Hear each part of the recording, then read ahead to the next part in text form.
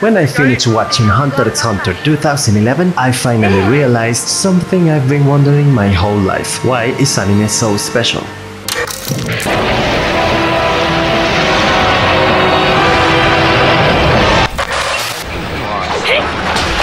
Welcome to E-Spoiler Episode 1. Hunter x Hunter 2011 has 149 episodes. In theory, the story could go on for an epic adventure across hundreds of chapters, yet the creator hasn't finished his work. Nevertheless, the story reached a point that finished the main character's arc, Gone Freaks. If you haven't seen the show, I'll try not to spoil the plot. If you have, though, you may see deeper into what I'm saying.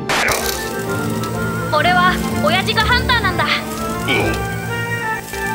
親父が見せられたハンターって仕事がどんなものなのかどうしても知りたくてクジラ島から出てきた。 The fictional setting is marked with magical beasts, treasures, places and dangerous items. These represent potential rewards that come with even greater challenges. Hunters are members of the Hunter Association, a secretive group with about 700 members. They hunt and control these magical secrets around the globe by using Nen, the hidden human potential to harvest their latent spiritual power. Gene Freaks, Gon's father, left his son when he was a baby to become a hunter. This is the information Gon has, so when he turns 12 years old, and just like his father, he leaves her aunt and grandmother to become a hunter and finally meet Gene. Nevertheless, Gon's personality is tainted by his father's abandonment. Gon thinks, my father left me to become a hunter and have an adventure. This is not my fault, it just means that having adventures is above everything else and everyone else. This mentality creates a tragic and heroic story. However, the series events are not only about Gon. Hunter x Hunter has a web of characters moving the plot forward. Whatever a character does may affect the other, therefore weaving the story until the ending of Gon's arc. Reading the description alone sounds unique, but not something that would reach Western studios so easily.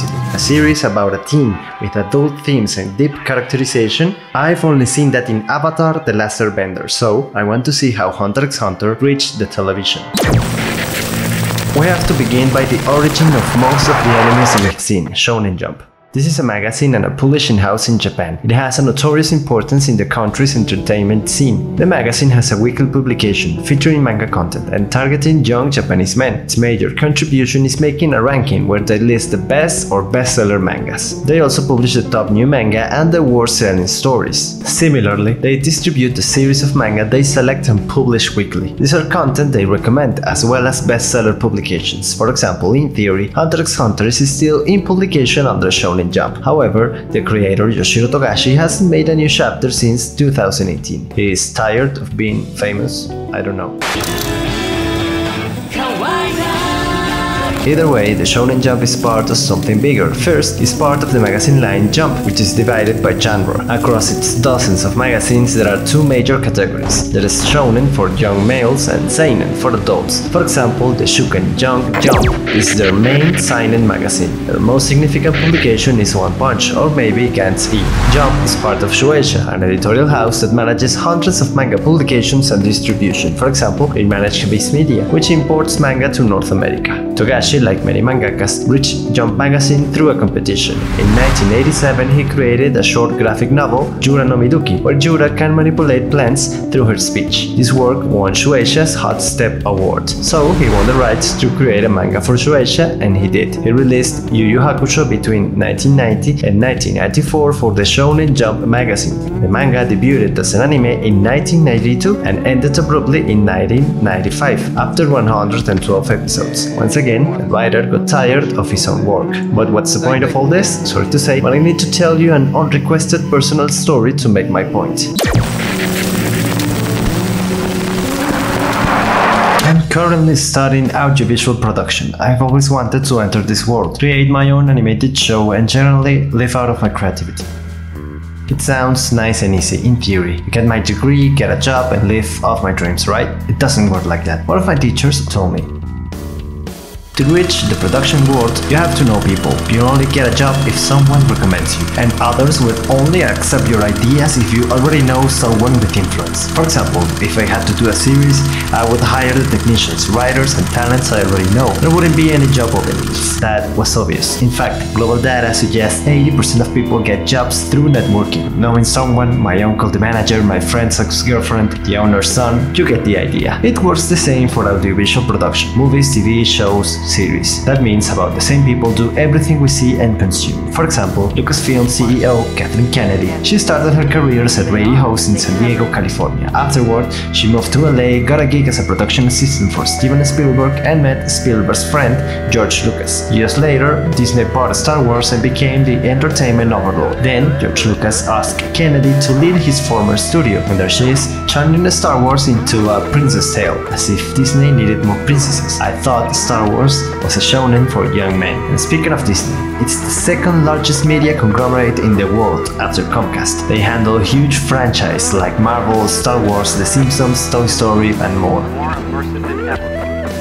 Nevertheless, their movies and shows go through a similar circle of executives. For instance, Kevin Feige, Grim Chancellor of all Marvel shows and series, has poured his sense of humor and storytelling into everything Disney does with the brand. So, most Marvel-branded stories behave, look, and feel the same. Previously, Marvel Disney wanted to do what every company wants, getting all of the money. Currently, though, priorities have changed. Disney and most Western studios are looking at how to maximize the political message. It means maintaining everything under the same structure, the same team of executives, similar talents behind every project, and similar formulas for every story. When everything goes through the same process, individual creativity dies. That's why the biggest hit on Disney Plus is The Mandalorian. Jon Favreau and Dave Filoni made the show without Kennedy's supervision, thus they were free to explore their ideas. This is what happens most of the time in manga. A creator or mangaka reaches a magazine through competition, effort,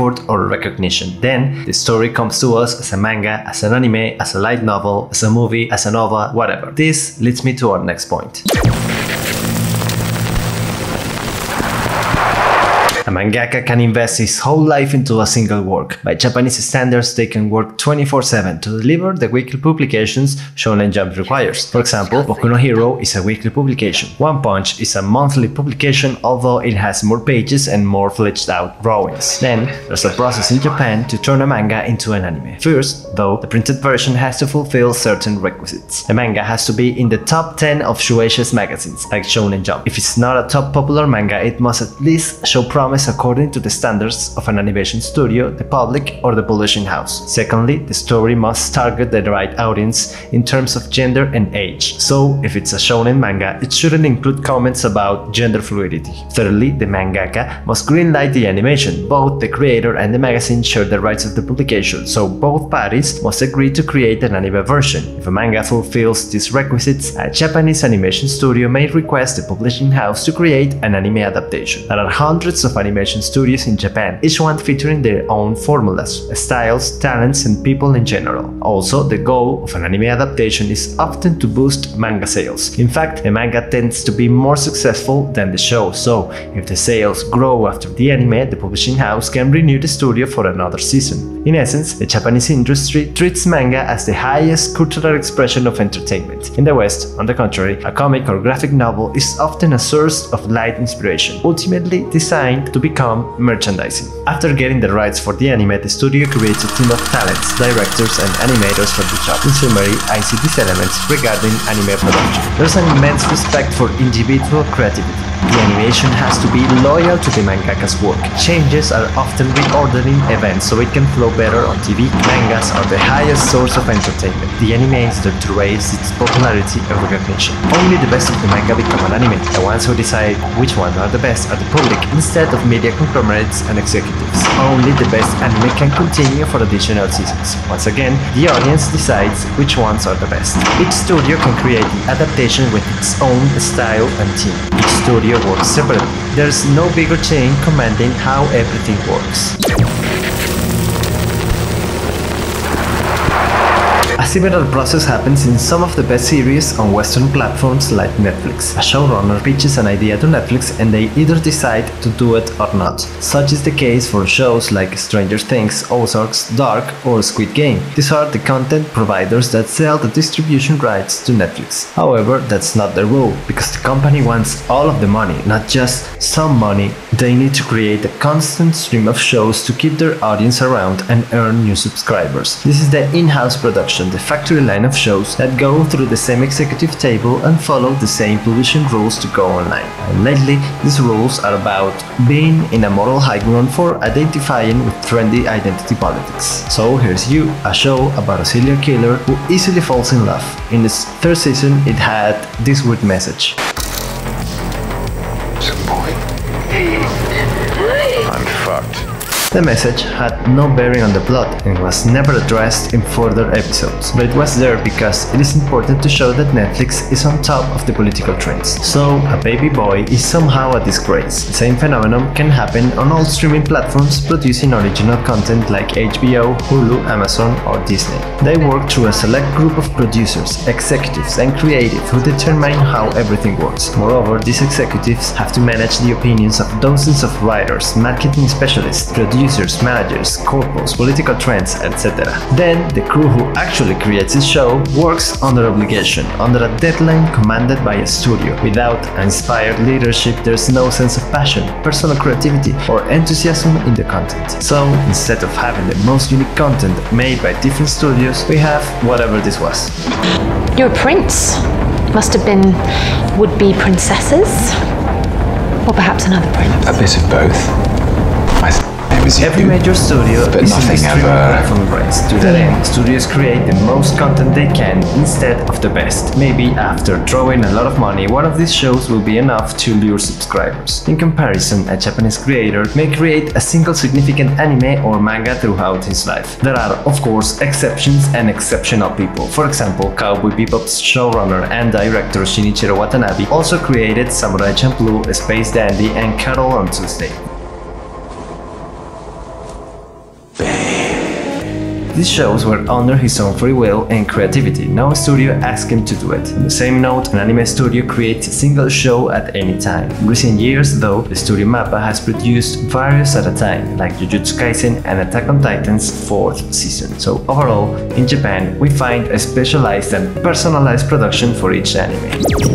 While Gunflix moves forward, he finds increasingly adult and challenging situations. These are complex and dangerous issues that test his childish moral system. He starts as a positive child, full of joy and determination. However, he lacks a proper understanding of the value of human life, as he has simple black and white ideas about good and evil. By the end of the series, we met a villain, Mereon. He's born as a beast-human hybrid destined to conquer the world through sheer power. However, as he understands the human potential, he becomes more of a human, searching for his own path. Gunflix, with a massive potential for power, loses his humanity bit by bit, blinded by revenge and abandonment. Gon and Mereon are a foil to each other, even though they never even meet. That's just one of the things I can see about this show. On the contrary, Hollywood stories tend to be simple and formulaic. This happens because they need to come out fast and generally without careful planning. Annual series, annual movies, and fast food shows have one-dimensional ideas and placeholder characters. There's never any nuance, any place to think the story through. Bad is bad, good is good, and you're either one or the other, exactly like Gon thinks. This is why Netflix took Cowboy Bebop, a deep mix of multiple concepts like jazz, noir, western, and sci-fi, and turned it into a buddy cop comedy. Come on, Mike. We have to take them alive. How many times have I told you? Remember how I said the same people do the same things? Well, it turns out the writer for Cowboy Bebop's live adaptation is Christopher Jost. He was one of the writers for Thor Ragnarok and a long-running comic writer for Marvel. Evidently, Cowboy Bebop 2021 is a shallow and childish wannabe Guardians of the Galaxy spin-off. And why should it be any different? Why should it be deep or even good? Whereas the audience decides which animes and mangas go on, is the executive who chooses in the West. Sometimes they take into account the money they make, and sometimes they don't, like Warner's CW network, which worked without making any revenue since 2008 until filing for bankruptcy in January 2022. This is because most series and movies debut on streaming platforms or come out from massive media conglomerates. And if the content fails, these companies can absorb the blow. Moreover, most professional content creators are already rich, so having the talent to create a story is a non-issue. This leads us to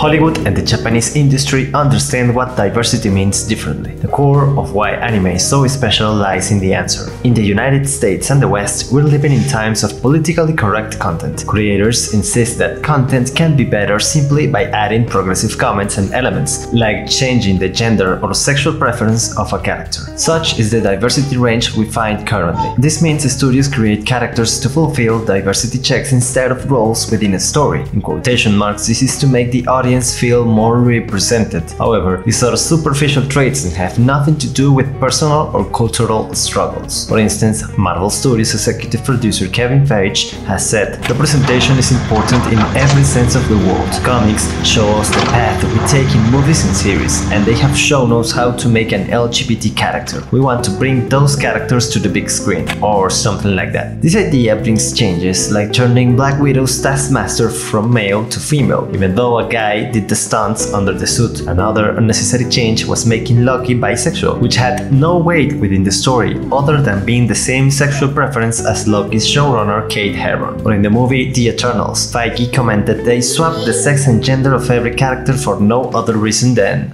the message. Or making Kate Bishop the main character on Hawkeye, and Clint Barton a minor character next to Bishop's mother, blonde Black Widow, and a bland-looking villain with a heart of gold, Echo. So when companies like Disney talk about diversity, they mean diversity of superficial things like gender and race. Moreover, the comics, series, or movie writers tend to reflect their personalities, sexual preferences, skin color, and ideas into the character they are creating. For example, Kelly Sue DeConnick, a recurrent Captain Marvel comic writer. Her comic run greatly inspired the movies, and she was in fact a consultant for the Captain Marvel film. No surprise, the real person and the fictional superhero character look and behave similarly. Therefore, writers make stories that serve as a vehicle for a message, rather than a means for individual creativity, entertainment, interesting ideas, and transcendence. When the focus of the story is not its building blocks but the message, quality goes down. The result is one-dimensional, stereotypical characters. On top of that, the focus goes towards identity politics. This means idolizing a particular point of view